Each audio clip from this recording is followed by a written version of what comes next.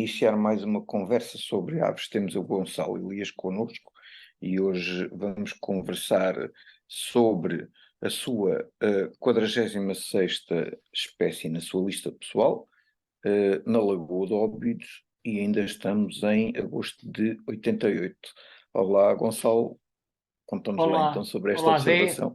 Sim, estamos no dia 3 de agosto de 1988, quando eu voltei à Lagoa de Óbidos para dar um passeio de barco, portanto arranjei um barco a remos, como contei na conversa anterior, para conseguir explorar um bocadinho melhor a lagoa à procura de aves aquáticas e nesse pequeno passeio de barco deparei-me logo com uma garça real, que foi o tema da conversa anterior, e logo a seguir apareceu a garça branca pequena, que é a Igreta garzeta.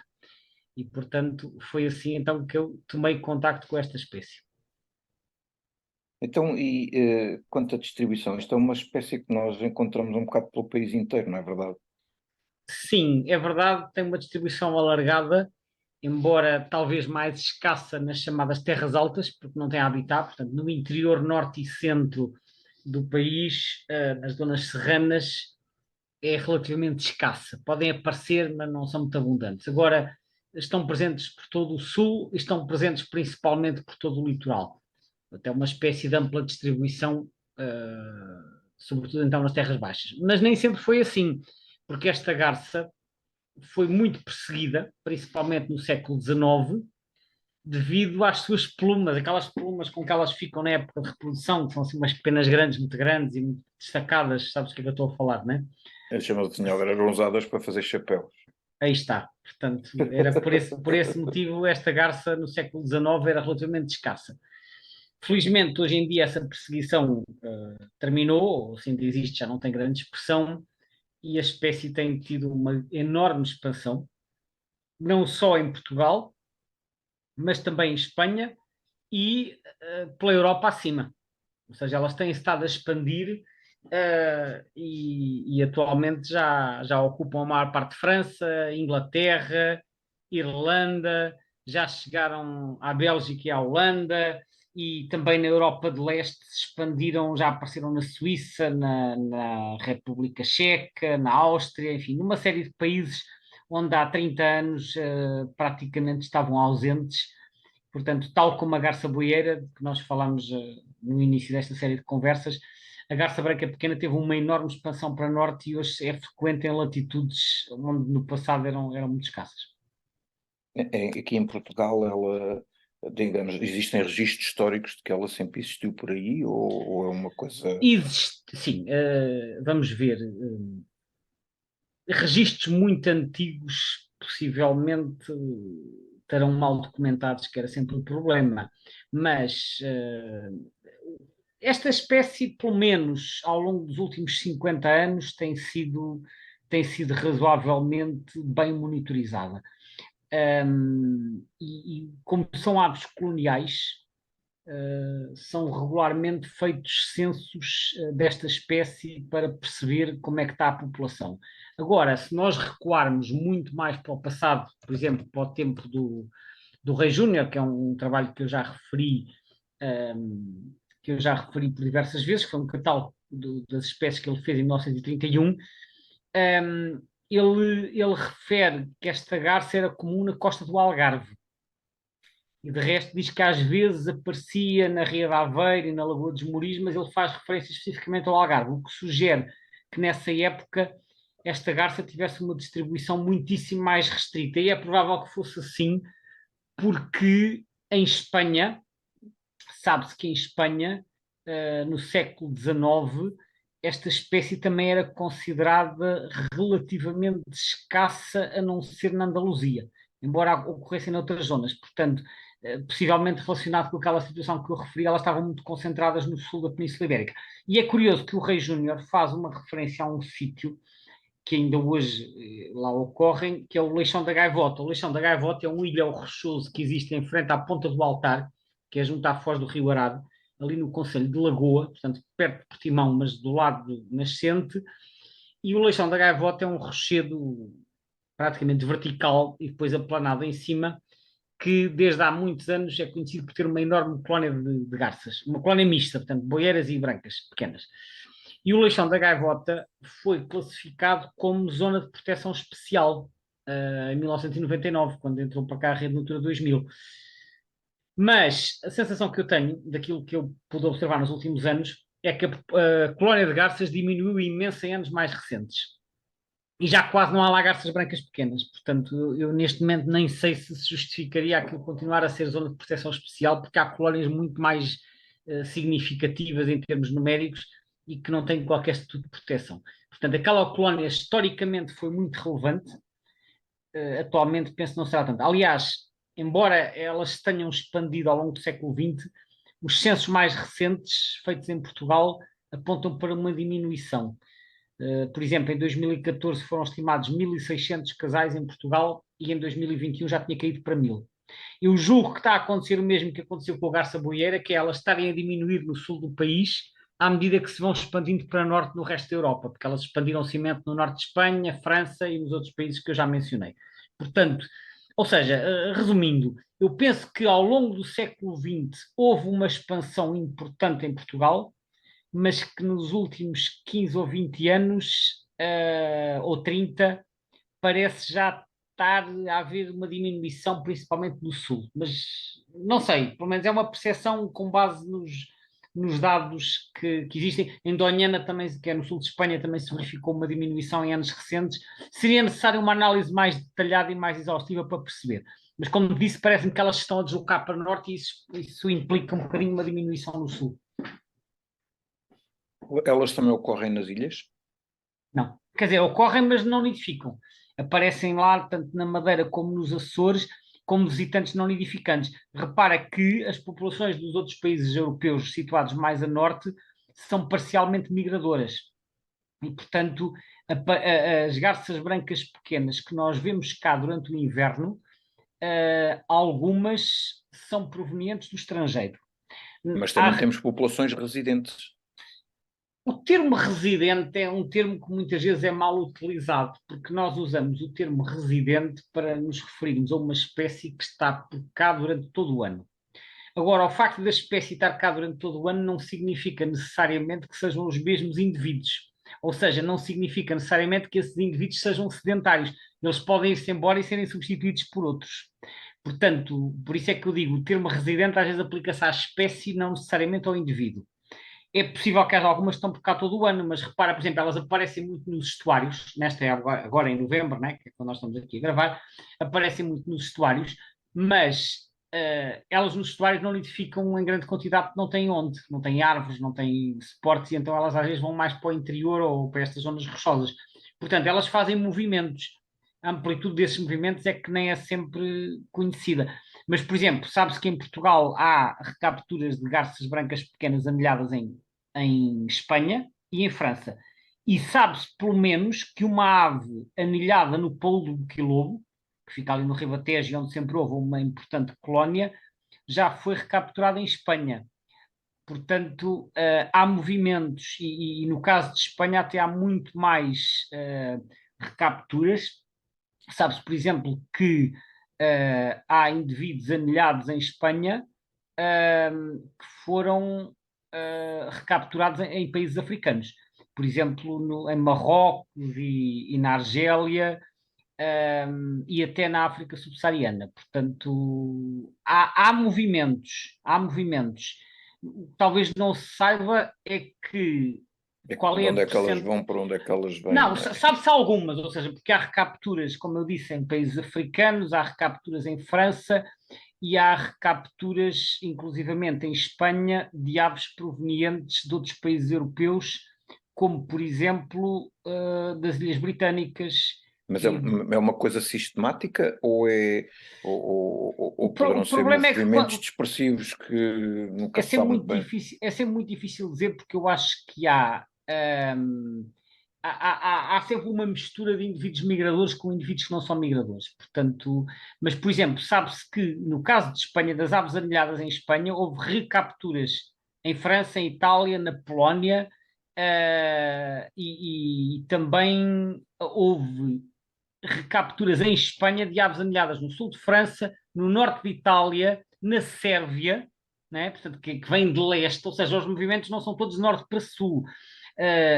Há aqui uma data de Pois é, movimentos era aí que eu queria chegar, ou complexos. seja, é assim, pode não ser aquele movimento pendular, digamos, da migração Norte-sul, tradicional, exatamente. mas ser É. uma coisa mais dispersiva, tipo, hoje estou São. Pode aqui, ser amanhã como os mudo de casa. flamingos e outra coisa qualquer. Aliás, os flamingos também são coloniais, frequentemente mudam de umas colónias para as outras, eh, entre outros motivos, por causa dos níveis de água. Por exemplo, a colónia de Doñana, que fica ali nas marismas do Guadalquivir, na Andaluzia Ocidental, os números em Doñana flutuam imenso consoante os níveis de água, sendo que em anos secos quase não nidificam lá nenhumas, e em anos úmidos pode ter vários milhares de casais, de modo que aquilo por exemplo, eu estava a ver aqui uns números sobre Doñana por exemplo, em 1998, só em Doñana, houve 6.000 casais, mas em 99, que foi um ano muito seco, só houve 25. Portanto, caiu de 6.000 para 25. Mas 2 anos depois, em 2001, já havia 5.000 outra vez. Portanto, os números flutuam imenso. Porque elas constroem as colónias em árvores, normalmente em zonas inundadas, né? Que é para estarem a salvo dos predadores terrestres. Olha, ainda este ano aqui no Alentejo encontrei 2 colónias de garças ativas, de garças brancas pequenas com outras espécies, porque elas fazem colónias mistas, e que estavam no meio de 2 albufeiras. Mas nos anos anteriores não nidificaram lá porque aqueles sítios estavam enxutos, né? Porque a água não chegava lá. Portanto, elas movem-se muito, os locais das colónias mudam de uns anos para os outros em função dos níveis da água. E isso pode explicar uma parte destes movimentos aparentemente erráticos. Um aspecto também interessante que eu li sobre esta espécie é o facto de aparecem de vez em quando aves que não são brancas e pelos vistos, se calhar não com tanta frequência aqui, mas no continente americano, onde ela também pode ocorrer, continente americano, América do Sul, América, e junto à costa, parece que é relativamente comum aparecerem às vezes até híbridos com outra espécie e indivíduos melânicos. Pois, isso tem dado muitas dúvidas e muitas confusões, porque é assim, esta garça, embora seja essencialmente branca, é conhecida por ter também umas formas escuras, quase pretas, não é? Mas aqui não é comum, pois não? Não, não é de maneira nenhuma comum. E depois ainda há outra questão, é que também há a garça dos recifes, que é africana, que também tem uma forma escura, é mais frequente a forma escura nas garças dos recifes do que nas nossas, e também tem forma clara.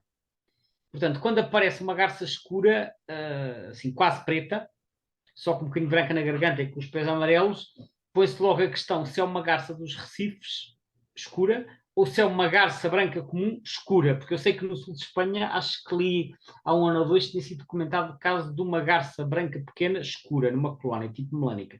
E Eu depois, de vez tinha em ideia que quando, a garça, eu tinha ideia que a dos recifes que era mais para o cinzento, não propriamente assim tão escura. pois, o que acontece é que também aparecem garças brancas pequenas cinzentas. Houve uma que andou em Tavira durante uns 5 ou 6 anos seguidos, aparecia lá sempre nas mesmas salinas. E eu sobre esse indivíduo, que era assim cinzento, cor de cinza mesmo, vi vários, enfim, como é que lhe hei de chamar? Vários palpites sobre identificações, em que uns diziam que era uma forma cinzenta, outros diziam que era um híbrido entre garça branca pequena e garça dos recifes, mas eu nunca vi nada muito conclusivo acerca da identidade desse bicho. Portanto, o que é que acontece? Efetivamente, de vez em quando aparecem uns indivíduos mais acinzentados, ou escuros, quase pretos, e que nesses casos o que é necessário é tirar boas fotografias, porque para perceber se são garças dos recifes ou se são garças brancas pequenas melânicas, é necessário, entre outros aspectos, olhar para a forma do bico, olhar para as partes nuas e para mais alguns detalhes da plumagem para conseguir ter a certeza. Portanto, não é linear que um indivíduo escuro seja garça dos recifes ou seja garça branca pequena. E essas cinzentas é a mesma coisa. Portanto, eu concordo contigo, aparecem assim os indivíduos com uma plumagem estranha, a identificação deles é que não é linear. Ok, pois imagino que não deve ser trivial perceber depois essas diferenças. Uma coisa, tu há bocado referiste que esta espécie também é colonial, mas quando a referes que ela é colonial, ela faz, tem aquele comportamento como tem outras garças, por exemplo, de constituir dormitórios, ou ela é basicamente gregária na época de reprodução? Faz dormitórios, sim. Ou seja, quando nós falamos colonial, normalmente o termo colonial ou colónia refere-se à época de reprodução. Há Ok, pessoas que às vezes usam o ok. termo colónia para se referir a dormitórios, mas normalmente é mais correto usar o termo colónia para falar de locais de nidificação coletiva. Será E tem talvez a mais a melhor ver descrição. com ser gregária, digamos assim, ou, Sim. não, ou também No, não. no, no caso desses ajuntamentos que se fazem para passar a noite fora da época dos ninhos e num contexto fora de reprodução, de nidificação, aí usamos efetivamente o termo dormitórios. E a resposta é sim, elas podem fazer dormitórios significativos, mesmo durante o inverno. Eu penso que já foram feitas contagens de dormitórios em Portugal várias vezes. Deixa-me ver se por acaso tenho aqui números, não tenho a certeza, mas deixa-me ver. Num estudo feito em 92, verificou-se que só 35% das colónias conhecidas, portanto, locais de reprodução, é que foram utilizadas como dormitórios durante o inverno. Portanto, há algumas delas que, que eram abandonadas durante o inverno, ou seja, algumas eram frequentadas todo o ano e serviam de dormitórios durante o inverno. Noutros casos, essas colónias eram abandonadas e os dormitórios mudam-se para outros sítios que não são adequados à reprodução, mas que são melhores para dormitórios. E esses dormitórios às vezes são mistos com garças boieiras, noutros casos são monoespecíficos. Por exemplo, em zonas mais salinas que não são tão próprios para as garças boieiras. E esses dormitórios tipicamente estão ou em árvores, ou em arbustos, ou em zonas de sapal, por exemplo. Quando elas estão a alimentar, tipicamente são indivíduos isolados, não São, partilham mas o território de caça. eu não chamaria bem território porque não há ali uma área previamente atribuída a um indivíduo. E quando há alimento abundante, às vezes vê-se pequenos bandos, pouco coesos, mas vê-se. Portanto, não é uma ave essencialmente territorial. Se houver alimento abundante, tu podes ver pequenos bandos, como vês com as garças reais. Ok. E diz-me uma coisa, portanto, com estas variações e flutuações da população, isto acarreta algum estatuto especial de conservação ou nem por isso, Atualmente já que não elas está, têm não, grandes não quantidades está. de. Atualmente, tanto quanto eu sei, esta espécie, deixa-me confirmar, porque ela não estava ameaçada em Portugal, tal como a garça boieira, mas por acaso, com o novo livro vermelho que está em vias de sair e cujos dados até já foram partilhados publicamente há algum tempo, a garça boieira passou a vulnerável, em parte por causa daquela grande diminuição que eu referi no outro episódio. A garça branca pequena, como diminuiu pouquinho, para já, pela informação que eu tenho, continua como pouco preocupante. A garça boieira é que teve uma diminuição muito mais drástica e, portanto, por causa disso, passou a vulnerável. Portanto, esta para já está como não ameaçada. Localmente, não é? Mas globalmente Globalmente continuam em também, expansão, globalmente também não é? está. Sim, sim, globalmente também não está ameaçada. Eu estava a dizer em Portugal. Ou seja, Uhum, sim, a, sim, bo- a sim. boieira, a boieira está vulnerável em Portugal, mas pouco preocupante globalmente. E a branca pequena, que é a que nós estamos a falar hoje, está como pouco preocupante nacional e globalmente. Ok. Ok. Pelo que eu vejo, realmente esta colonização dos Estados Unidos não é já. Dos Estados Unidos, minto, desculpem, do continente americano, porque começou ali alguns na zona das Bahamas Não, e, isso foi a garça boieira, certo? não, não, a pequena também. A branca pequena. A branca pequena há registros Não, de. registro sim, mas não é Não, colonização, não, não, deixa-me dizer mas ela assim. Não. começou, ora, eu estava aqui a ver, portanto, registros em 1954, em Barbados, e que teria começado a reproduzir-se em 1994. Portanto, já se reproduzem por lá também, não é? E depois começaram a partir daí a colonizar outros terrenos. Pois, mas ao contrário da boieira que ocupou praticamente a totalidade não é a totalidade, mas quase tudo da América do Norte e da América do Sul, a garça branca pequena tem uma distribuição muito mais restrita nesse continente. Tem, mas a nota que eu leio aqui é que a regularidade de observação desta espécie tem sido incrementada Sim, na costa leste ao dos longo Estados dos Unidos, anos, na não é? costa leste dos Estados Unidos também já se tornou relativamente regular. Sim, Agora, sim, pelos sim, vistos, desde lá de cima do Canadá até cá abaixo ao desde o Brasil. Canadá, exatamente, nem sei exatamente por onde é que elas entraram, mas como elas têm estado a expandir Aparentemente muito terão na entrado Europa, pelo meio. Não é como ali. elas têm estado, a expandir-se muito, realmente não surpreende que tenham conseguido chegar à América, embora aí tenha de facto uma distribuição ainda relativamente contida, vamos lhe chamar assim. E pronto, com isto terminamos aqui mais esta conversa com esta garça que se alimenta essencialmente de peixe e gosta mesmo muito de água. E mais uma vez vamos deixar uma série de coisas para conversar sobre a espécie, que é para Tem que garantir a ser, segunda ronda, fica não para a é? segunda volta, exatamente. Não sei se existe alguma coisa, alguma vídeo que já tenhas feito no passado sobre estas espécies. Eu Ainda julgo que não sim, não? chegamos, ainda não chegamos às garças em termos de webinários, ainda não fizemos nenhum, temos que pensar em fazer Nem um tens dia nada sobre a destes. identificação das garças também? Acho que não há nenhum tutorial, portanto temos que pensar em Pronto, fazer um ok. webinar um dia destes. Então a nossa Para já conversa ficamos só com as conversas. é o primeiro documentário que fica então feito sobre esta espécie. Pronto, Exato. Gonçalo, obrigadíssimo por Obrigado, mais esta Zé, conversa e e até à até à próxima próxima espécie. então.